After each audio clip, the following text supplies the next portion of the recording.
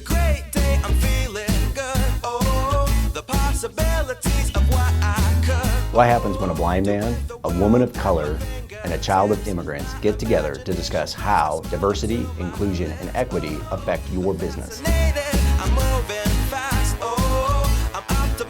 Hi everybody, welcome to the Choose Inclusion podcast. I'm UB and I am the Latino white guy of the group. I'm Nina. I am the woman of color in the group. And I'm Mike. I'm the blind guy. Hello everybody, welcome back to Choose Inclusion. I am super excited to be back with my two favorite co-hosts, Nina and Ubaldo. Hello guys. Hey Mike. Hey UB. Hey, hello everybody. It's good to Welcome hear back. your voices.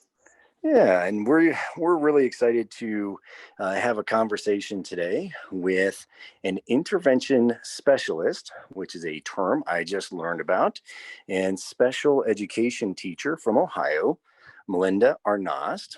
And super excited to have you on the program today with us, Melinda, because A, I'm from Ohio, and B, I spent a fair amount of time growing up with professionals like yourself. So welcome to the program. Hey, thank you for having me. I'm excited to be here. Well, I'm excited to dive right into, because what I forgot to mention on your introduction is budding author, and I am super excited to hear what your book, what book you're writing right now. Can we start it off with a bang and just talk about that for a little bit? Sure. Yeah, I'm really excited. Being an intervention specialist, I've been around a lot of kids with unique abilities, as I like to call it. Some people call it, special needs. But I do think every one of us is special in our own way. So calling it that seems a little redundant. So yeah, I have kids with like unique abilities. And when I first started out, I used to pull them out of the general education classroom a lot and work with them one-on-one. But the things I was working with them on are more social emotional related, like how to control your impulses or what's a big problem, or like the zones of regulation. So talking about feelings and things like that. And the more I pulled my kids out of the classroom, I realized, why am I doing this? Because they should be in there and those kids should also be getting those lessons. So I talked with the teachers I worked with, and a couple years ago, we kind of started implementing these lessons with the whole group. And what we found was that my kids were staying in there longer, they were accomplishing their goals, all the other students in the classroom were benefiting. And these social emotional lessons kind of turned into more of a curriculum. So I made a giant curriculum. And we just kind of went off of that, and we went off of what the classroom was feeling and what they were dealing with. And just the results were amazing. So this summer, I really buckled down and started writing out all my lessons. And then with that, I thought, okay, how do we make this even more better? Like, how do we include everybody and talk about other stuff too? So I added in a couple chapters about communication, because in every job, communication is a struggle. So I kind of talk about how to deal with certain personalities and when to meet up. Because in the education world, time is non-existent. There's hardly any time to plan or coordinate or collaborate with teachers. So I kind of give tips and trades in there. And then I also wanted to add an inclusive dictionary at the end to kind of help these teachers embrace the inclusion in the classroom. So I kind of started off with these social emotional lessons and branched out into this bigger overarching picture. For everybody to feel included. So it's teaching these youngsters about kindness, compassion, inclusion. It's cool to be different. We accept each other, things that the world really needs right now. Yeah, it's so incredible, because it was really born out of still this. And you sort of talked about this. This idea, that protect what's mine, right? This mentality of that everybody has, right? Not just teachers, but we find it in teams that we work with and organizations. It's this mentality of no, we're not going to share, right? We're not going to work together. I'm going to protect what's mine and leave it at that, and kind of put up these walls around what I've created. Is that kind of where that came from? What was the experience for you to get to this point, to finally put this thing together?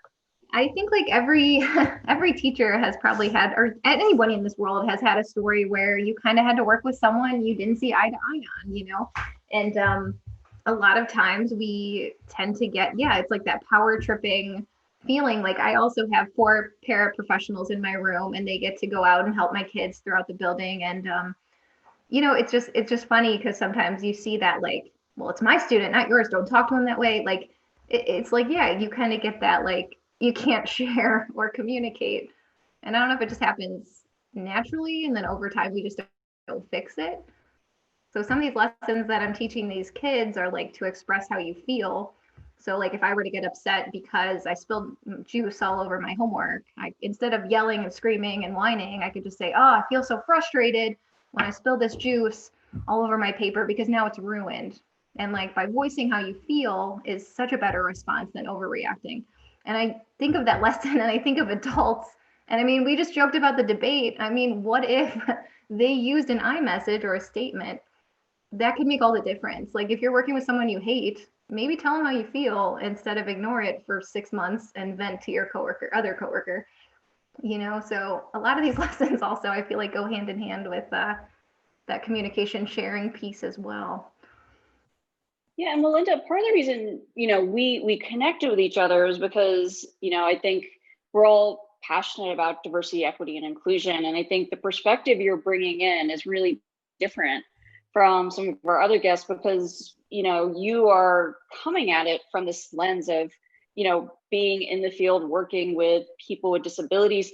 But can you connect for our audience exactly how the work you're doing as a teacher is related to diversity, equity, and inclusion? Oh, yeah. So I work in an autism unit. So typically these kids are, more neurotypical and they have their quirks and their fixations and, things that make them different.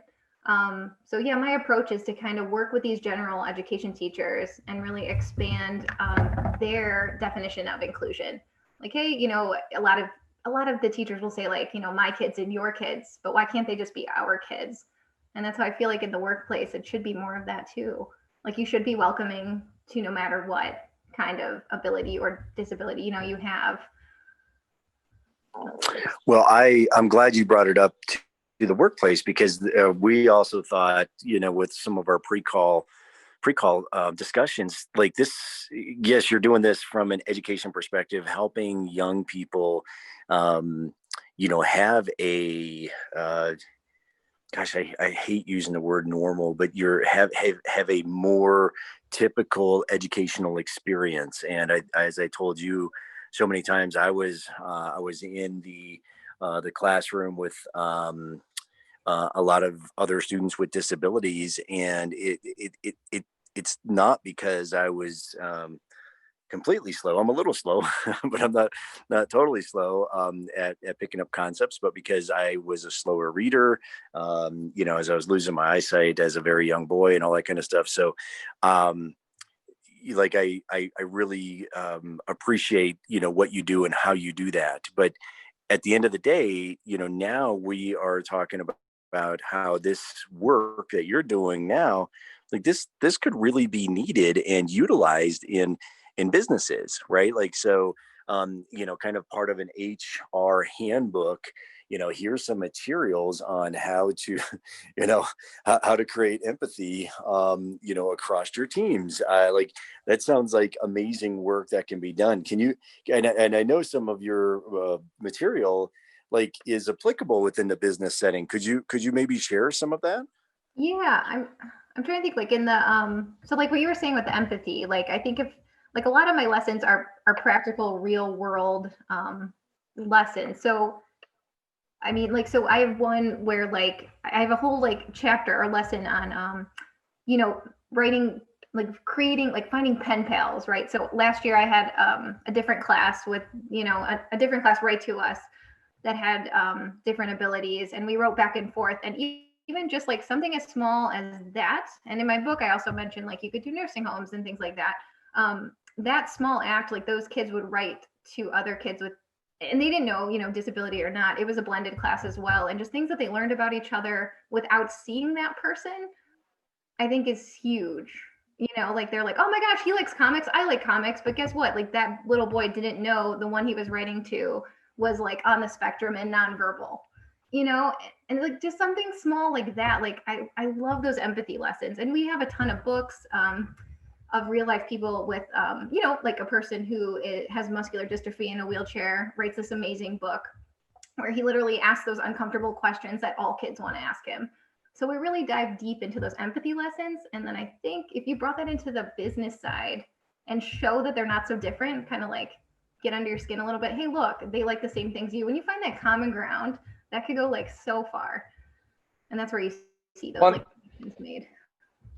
And the one thing that sticks out to me is the inclusive dictionary that you have. Like that in and of itself, right. It would be huge. Like you could probably, sell that as its own thing, because I think more often than not, it's a lot of misunderstanding and miscommunication because we're not using the same definitions or experiences of these really key things that matter, right? That can lead to building a classroom where every kid, no matter who they are, feels like they belong there, right? And doesn't feel like their different abilities or whatever are being magnified. Mm-hmm. It's just they're there. They're all there for the same reason. Yeah, and that those youngsters like just take this and it just becomes such a natural thing when they're older. So if they are in the workforce, they won't see somebody as different, like that's the whole like, that would be my goal, is when they're seniors ready to get jobs or whatever, they would just be like, well, like it's no big deal. They really go for who's the best fit. They're not. Well, and did that, because I'm trying to remember, like, and Nina and Mike, and I don't know if you remember or not, but like I'm just trying to remember where it started going off the rails for like when we were growing up, because to your point, Melinda, if we teach them this now, it should carry on, but also like, I don't know. I guess I'm just trying to remember. I don't remember where it went off the rails for me, my generation. That like increase in standardized testing and like teachers are just not, teachers are just, there's so much stuff piled on them that they have to do. And I feel like a lot of those like feely sharing is caring lessons are put to the back burner because like, oh my goodness, if they don't score well on this standardized test, like the government won't, like there's just, it stinks that sometimes that is like the focus of concern for educators now. Well, one of the things that, we don't really talk about with educators. Everyone thinks about the work you do with children, but there's so much work you have to do navigating adults as well and navigating personality conflicts, and especially as you come in with these kind of new ideas around inclusion initiatives, and you might have gotten some pushback in that process. How did you go about navigating these personality conflicts that come up with the adults you have to interact with? Yeah. My first couple of years were tough, especially when you're young and new. A lot of those older teachers are just look at you like, no way, like I've been here for 30 years. This is what I do. I don't change my plans. And it's hard, but if I had to give like my biggest piece of advice, and I put it in the book a lot too, is like you build that relationship, but you almost have to be like sneaky about it at first, like I do suggest in my book, you can do like personality tests. I think those are not always 100% accurate, but it kind of gives you a little like icebreaker to talk about like, oh, you teach this way or you see it this way. Look at, I got this. But if you find that common ground, like, you could be cold and rough to talk to, but if you find that common ground that you have, like, oh, you like to go to Taco Bell, so do I. And then slowly build the relationships. But again, like everyone's different, so it could be tough. But I think as long as you have that, and I do have to say, I feel like my team is a little bit contagious in that. My paraprofessionals are all super positive too. So we kind of spread the wealth around the school. Like we just keep trying to work at it. It definitely won't happen overnight. But if you could gain their trust in that relationship, and then you're in, and then you can kind of be like, hey, what about this idea? Or, you help them out and point another student out, or something along those lines. But it is tricky. I got to tell you, Melinda, that I again, the topic, the work that you do, very near and dear to my heart. my what kind of my daytime job, we help professionals with disabilities find employment opportunities, and one of the taglines that I always use when I'm pitching the idea of people with disabilities in organizations is that we add value to your organization's bottom line and culture. So I wanted to see, how does that resonate with you when you think of your students? Do you, because I just feel like when others are kind of, when they're socialized with, again, people with varying abilities, they actually, kind of organically start to, realize, other strengths. They start to, find more common ground. I believe that in the professional sense. What are your thoughts at the elementary sense? Yeah, I definitely feel like it adds value. And I do think that teachers, like when they see that label, they get fearful. So if you see like autism or Tourette's or Rett syndrome, they may automatically like be nervous or think that it's going to be extra work. And then once they get to know, these kids, they're like, wow, they added some empathy, they added patience, they added new ideas. I mean, what they can bring to the classroom is huge. And I think too about that sharing thing we talked about, maybe sometimes if these kids come with like an aide or a paraprofessional, some of the teachers, again, because of that sharing component, might be a little turned off. But ultimately, once you get to know them, they can add so much more value.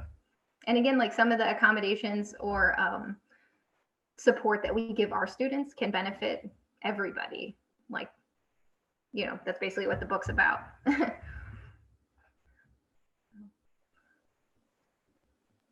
Well, and how, because I mean, you said this before. Oh, sorry, Nina. No, go ahead. Well, I was just going to ask, because, you mentioned something when we first connected about, kids do want to share their emotions. Mm-hmm. And I mean, does that go away? Or, what did the same ways that you create space for them to share their emotions, can those things apply in a corporate setting, in a workplace setting? Like, or is there something else that needs to go along with that? You know what I mean? No, I think so. And it's funny, kids love sharing it, but like you said, like adults, I think if you sat two adults down that didn't work well together and you were like, hey, why don't you tell each other how you feel? I think that would be really uncomfortable and really difficult. Because I do think, I don't know if this happens just naturally or it's life. Because even I struggle with it sometimes too. Like if I am frustrated working with somebody, and the thought of going up to them and telling them like I'm frustrated is a little nerve-wracking. So I don't know when you do lose that kind of, I mean, do you guys agree? Like if you guys were, having a fight with somebody other than like your family, like would it be uncomfortable for you to express your emotion? It's interesting. Well, Nina, go ahead.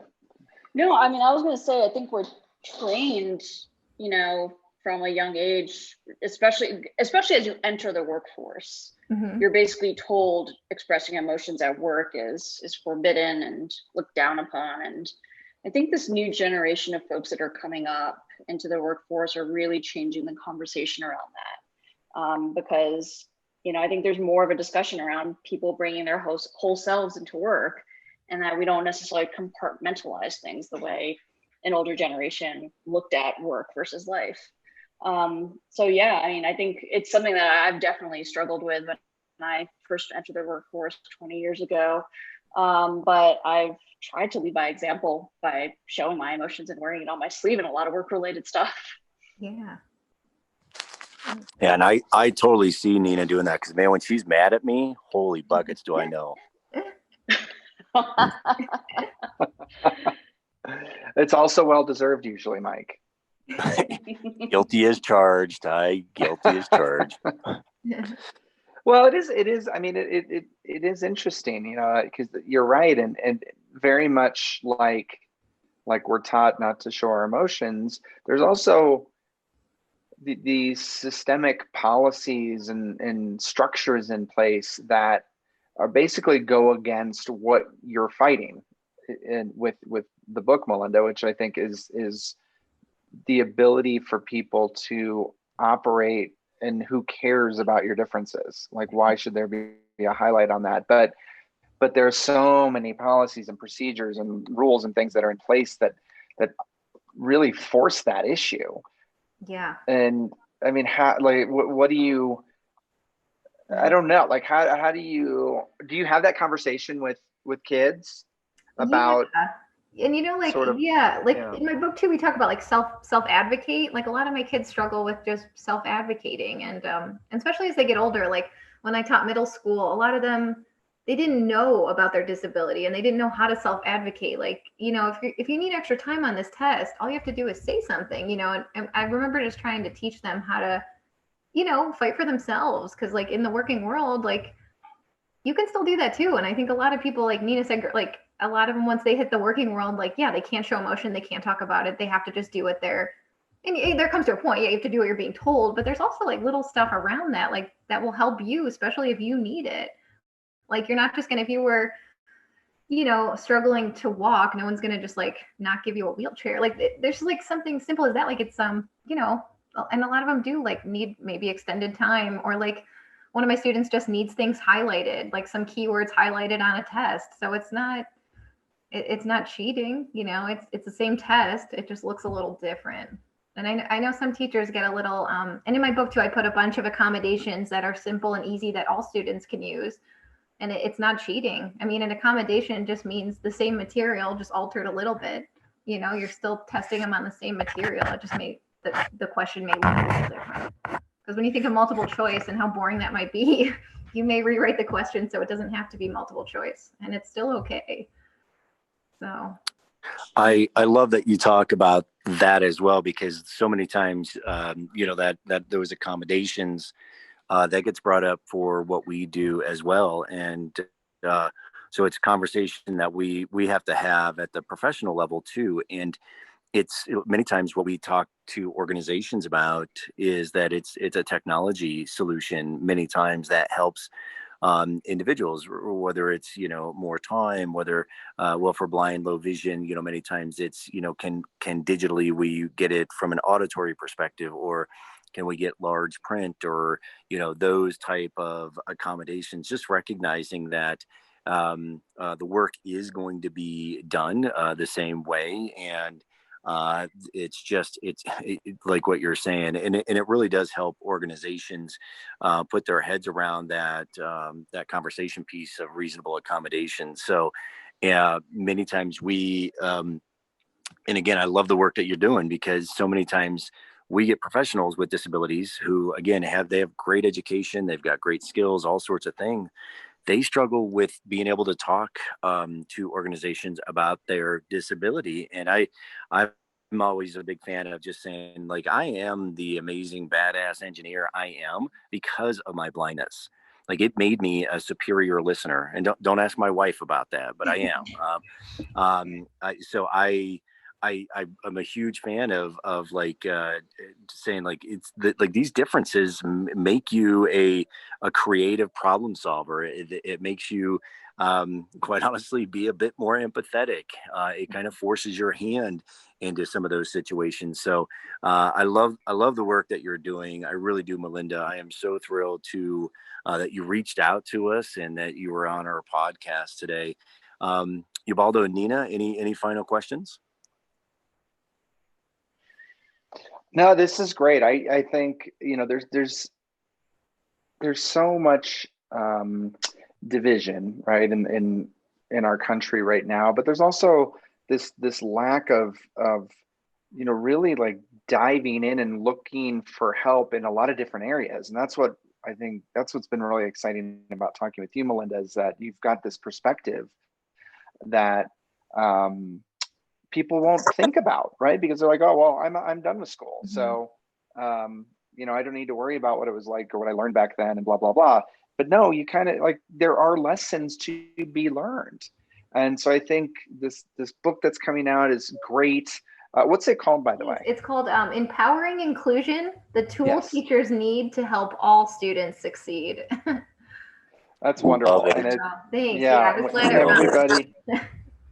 And it comes out in the winter, right? Like in a couple months. Yeah. So right now it's basically done. I just need a couple more beta readers. I want to make sure to spread it so far as much as I can, just in case they catch something I didn't think of, or and I need beta readers. Of course my mom's a big fan, so she's read it already, but I need other ones.